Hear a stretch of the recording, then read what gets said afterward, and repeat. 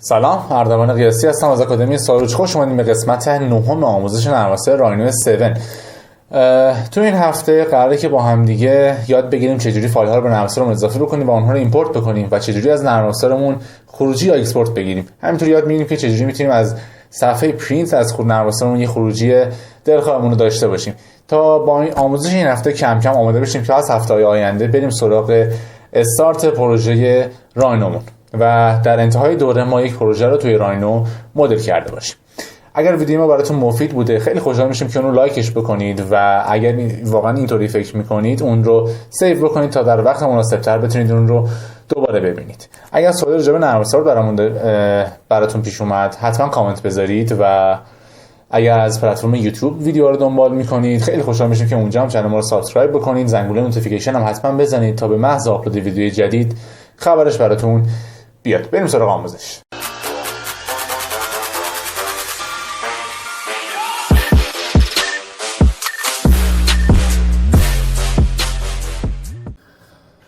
بسیار خوب، ابتدا به سراغ ایمپورت کردن فایل کدمون میریم و در واقع اول از همه یونیتمون رو درست میکنیم تا مشکلی پیش نیاد. این یونیت رو برای اینجا خیلی به کارتون میاد به خاطر اینکه اگر حالا یونیتتون جابجا بشه این نیست که یهویی قابلیت اسکیل کردن خود نرم افزار داره، ولی خب میتونید نو رو بزنید و شاید کارتون خراب نشه یا اینکه به مشکلی بر نخورید، ولی حالا قطعا به این مشکل بر خواهید خورد. گهگداری یادتون میره یه فایل رو ایمپورت میکنید که یونیتش متر، یونیتش میلی متر و در واقع یه اگر حالا گزینه اسکیل رو نزنید که حالا همون متر تبدیل به میلی متر بشه احتمال این موضوع پیش بیاد که حالا خب خیلی بزرگتر از دیسپلینتون بده و احتمال شما مثلا مجبوری تا این اندازه یهویی زوم اوت کنید.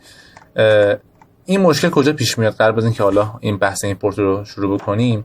این برای شما یعنی ترجیح اینه که این اتفاق صورت نگیره و ایمپورت کردنتون در واقع اگر با گزینه یونیت متر انجام میشه اینجا هم متر رو انتخاب کنید. خیلی به اسکیل کردن بسنده نکنید به خاطر اینکه وقتی خواستین تریدی مدل بکنید اگر خیلی کوچیک باشه، یعنی اگر شما مثلا اینجا متر داشته باشید و یه حالا ابجکتیو بر اساس میلی متر رو ایمپورت بکنید، موقعی که یک ذره شما جابجایی انجام بدید نرم افزار اینو خیلی اگزاجره میکنه و خیلی کم میگیره و خیلی سخت جابجا میشه در روی مدلتون. به هیچ عنوان راحت نمیتونید تو پرسپکتیو بچرخید، یا اگر خیلی بزرگ باشه مثلا شما میلی متر باشید و یونیتتون متر باشه با حالا این احتمال وجود داره که حالا چرخش ها خیلی کندتر یا خیلی تندتر از چیزی که انتظار دارید پیش بره. پس حتما این دوتا رو با هم دیگه یکی در نظر بگیرید. خیلی خب، برای ایمپورت کردن توی نرم افزار راینو از قسمت فایل روی گزینه ایمپورت میتونیم کلیک بکنیم. گزینه ایمپورت رو که بزنید خودش پسوندها رو در نظر میگیره. لازم نیست مثلا اینزرت مثل نرم افزار مثل رویت اینزرت کد یا اینزرت پی دی اف یا حالا اینجوری پسوند رو انتخاب بکنیم، نه، خودش در نظر میگیره. خودش بر اساس همون فایلی که انتخاب کردید میتونه تنظیمات رو انجام بده. یکی دیگه از خوبی هایی که در واقع این نرم افزار داره، من میخوام که حالا اینجا یه فایل کد دارم WG، قبل اینکه حالا اینو ایمپورت کنم توضیحاتمو بدم. یه خوبی که خیلی خوب این نرم افزار داره مچ بودن کاملش با نرم افزار کده. شما میتونید هر خروجی که از کد گرفتید، هر لیر بندی که انجام دادید، هر ضخامت خط، نوع رنگ های لیر هاتون یا هر کاری که اونجا انجام دادید، لاین تایپ ها، تماما روی نرم افزار راینو اجرا خواهد شد. خب روی نرم افزارهای دیگه طبیعیه هم اکثر نرم افزارها زیر مجموعه کمپانی اتودسک هستن. خب این مچ بودن قابل انتظاره، ولی خب کمپانی مکنیل یه کمپانی مستقل از این کمپانی اتودسکه و این مچ بودن خیلی در واقع کمک میکنه به کار شما در مورد مدلینگ توی نرم افزار راینو. ترجیحاً گزینه‌ها رو همین هایی که هست بذارید، فقط به یونیتتون دقت کنید. مهمترین گزینه این اگر هم خواستید بدونید اینه که خب حالا آن رفرنس بودنش لیرها یا بلاک ها یا لاین تایپ هاتون هستش که خب به نوعی دیگه لازم نیست اینها رو شما لوکیتد بکنید. کانورت کردنش خب میتونه این اتفاق نیفته، اونجوری تبدیل میشه فایل های راینو. این ایگنور تیکنس، ضخامت خط ها رو توی اینجا در واقع توی لیرتون هست، یعنی تو خروجیتون میتونید اعمال کنید، ولی خب توی مدلتون توی این قسمت ندید میگیره. در واقع ما اصلا کاری که میخوام با راینو میکنیم مدلینگه و در واقع ضخامت خط برامون مطرح نیست و بهتره که تنظیمات همینجوری که هست باشه. بسیار خوب، منتظریم نرم افزار ایمپورتش رو انجام بده. یه تایمایی پیش بده، دقیقا رو سی پلین ایمپورت نخواهید. همونطور که میبینید لایه بندی ها کامل انجام شده، آکس ها، همه چیز، حتی هچ هایی که خورده تماما روی نرم افزار راینو به راحتی اجرا خواهد شد. اگر خاطرتون باشه ما یه سری پلان رو با خود نرم افزار راینو طراحی کردیم، اینجا هم همون برعکس این اتفاق صدق خواهد کرد. شما میتونید به راحتی روی نرم افزار کار طراحی دو بعدی رو انجام بدید و اگر خواستید به کسی این رو بدید یا توی پورتابل شهرداری آپلود بکنید، خب شهرداری فقط DWG از شما تحویل میگیره. سر همین موضوع میتونید خروجی DWG اینجا بگیرید و همه این کارا رو میتونید توی همین نرم افزار انجام بدید، دیگه سراغ کد نرید اگر با نرم افزار راینو راحت‌تر است. میبینید که همه چیز تماما و درست اجرا شده. خب من فونت فارسی رو روی نرم افزار راینو ندارم ولی همه چیز به خوبی اجرا شده. این در واقع ایمپورت کردن یک فایل کد روی نرم افزار بوده. قسمت بعدی که میخوایم ایمپورت کنیم، من به علت اینکه خب نرم افزار ورژن نرم افزاری که من ازش استفاده میکنم این باگ رو داره، سر همین موضوع بود که حالا اولش خیلی پیشنهاد نمیکردیم استفاده از راینو 7 چون هنوز البته جدیدن ورژن های بالاترش هم کرک شده میتونید استفاده بکنید، ولی در واقع یه مقدار باگ داره و هنوز هم خیلی یه مقدار شاید براتون مشکل ایجاد کنه. برای همین من نمیتونم از گزینه ایمپورت استفاده کنم الان، با گزینه از راه درگ اند دراپ استفاده میکنم. ایمپورت فایل. بسیار FBX رو که میخواید در واقع ایمپورت کنید، FBX یک پسوند در واقع 3D هستش که خب یه سری چیزا رو میتونه، یه سری متریال ها و یه سری از فایل نیم های خیلی چیزا رو به خودش سیو نگه داره. خیلی راحت میتونید با دوباره همین تنظیمات بزنید و اوکی رو بزنید. از مش ها در واقع یا ساب دی سرفیس ها نمیخوایم فعلا استفاده کنیم. میگم اینها توضیحات مش و ساب دی سرفیس ها باشه برای فصل بعدی. فقط صرفا گزینه اوکی رو میزنم. به راحتی هرچه تمامتر در واقع مدل من توی راینو هم ایمپورت شد. فقط یه مشکلی داره، به صورت مش ایمپورت خواهد شد و مش همونطور که گفتم در فصل بعدی بهش میپردازیم، خیلی الان باش کاری نداریم. در واقع بهتره که شما اگر مدلی رو میخواید از نرم افزار راینو توش در واقع استفاده کنید، به همون صورت توی نرم افزار راینو مدلش بکنید، به خاطر اینکه این دردسرها رو نداشته باشید. ولی خب اینجا هم همه چیز حفظ خواهد شد، لایه ها و حتی اجسامی که شما بولیان کرده باشید. این در واقع همون این مدل و این مقبره توی نرم افزار راینو مدل شده و حالا یه خروجی FBX ازش گرفته شده، دوباره FBXش ایمپورت شده توی راینو که حالا میدونیم که به این صورت در اومد. حالا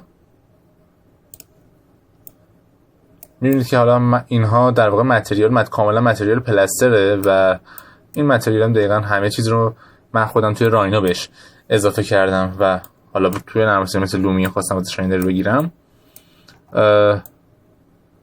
حالا چیزی که میتونم بگم میشه در آخر امیدوارم که راحت‌تر بتونید خیلی مدلینگ‌های شکلی و خیلی بهتر از این رو توی نرم افزار راینو انجام بدید.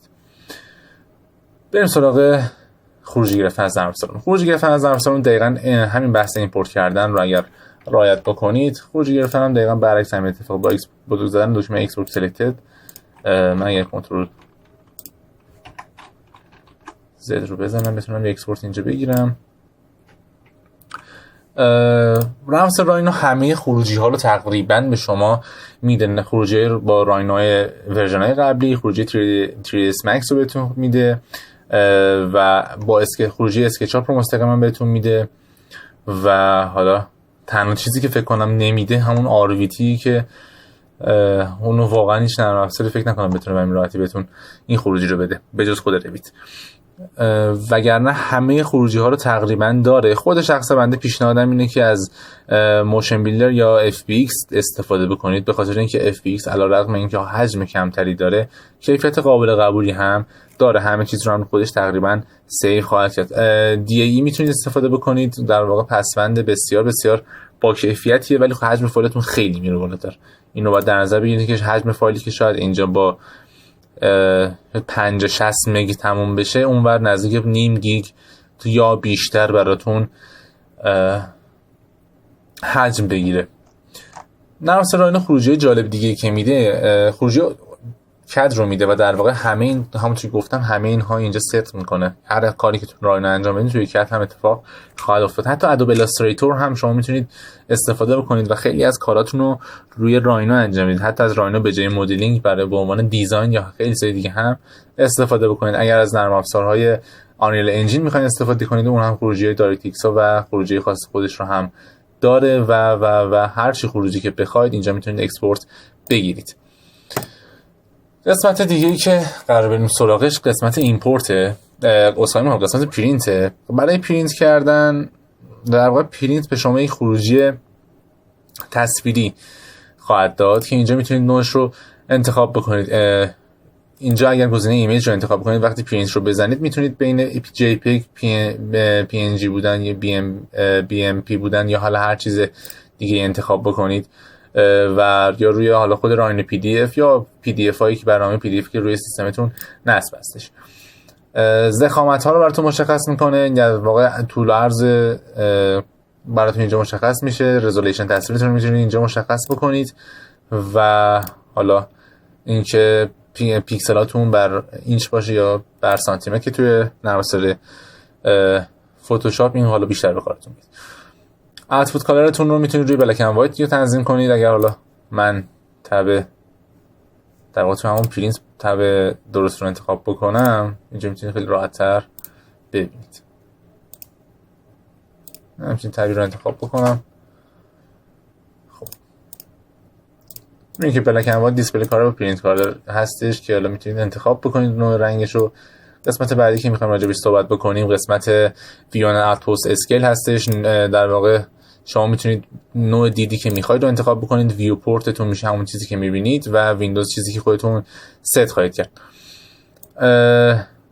قسمت اسکیل و این اتفاقات خب در واقع الان خاموشه، بعداً توی حالا گزینه دیگه رو کار میخواهد کرد که اینجا حالا میتونید اسکیل رو انجام بدید. به خاطر اینکه الان من حالا روی ویو پورت هستم این قسمت خاموش میشه. اسکیل کردنتون به این صورت میتونه باشه که روی ویندوز هستم و تب پرسپکتیو روی چیز اسکیل کردنتون این به این صورتی که الان اسکیل تو فیت در واقع به نسبت تصویرتون فیت خواهد کرد. شما میتونید اینجا با زدن گزینه اسکیل های مختلف 1.51 به 16 1 به 200 یا حالا حتی اسکیل های خیلی مختلفی رو هم اینجا داشته باشید. مارجینز اند پوزیشن در واقع مارجینز بالا به صورت به همون معنی گوشه ها هستش که اینجا شما میتونید در واقع موقعیت قرارگیری آبجکتتون روی تصویر رو مشخص بکنید که در واقع پوزیشن هم که اگه سنتر بذارید میتونید به همین راحتی حالا اینجا گوشه هاش و در واقع کناره های فایلتون در نظر بگیرید و لاین تایپاتون رو اینجا مشخص خواهید کرد که به چه صورت باشن یا ضخامتشون چند اندازه باشه. ویزیبیلیتی هم اینجا مشخص در واقع به شما میده که گریت هاتون میخواید بیفته یا نمیخواید بیفته، گریت های سی پلاینتون، آکساتون یا حالا لایتاتون اضافه بشه، والپیپری که قبلا انداختید پس زمینه چیز سی پلاینتون کار خواهد کرد یا خیر و چیزهایی که حالا لازم دارید رو میتونید اینجا داشته باشید. بسیار خوب، خیلی ازتون ممنونم که تا اینجا آموزش رو دنبال کردید. تو این نوع قسمت در واقع خودمون رو آماده کردیم تا استارت بزنیم یه پروژه کامل توی نرم افزار راینو و دیگه بعد از اینکه این دورمون تمام شد و سیزن یکمون تمام شد یک خروجی از نرم افزار راینو داشته باشیم. خیلی ازتون ممنون میشیم که ویدیومون رو لایک بکنید و اگر براتون مفید بوده و خواستین دنبال بکنید اون رو سیو بکنید تا وقت مناسب‌تر بتونید رو نگاه بکنید. سوال راجع به نرم افزار داشتید حتما برامون کامنت بذارید، چه توی اینستاگرام و چه توی یوتیوب، و اگر خواستین از یوتیوب ویدیو ما رو دنبال بکنید اونجا هم میتونید کانال ما رو سابسکرایب بکنید و ویدیوها رو اونجا هم دنبال بکنید. تا قسمت بعدی، اردوان قیاسی هستم، آکادمی سایلج.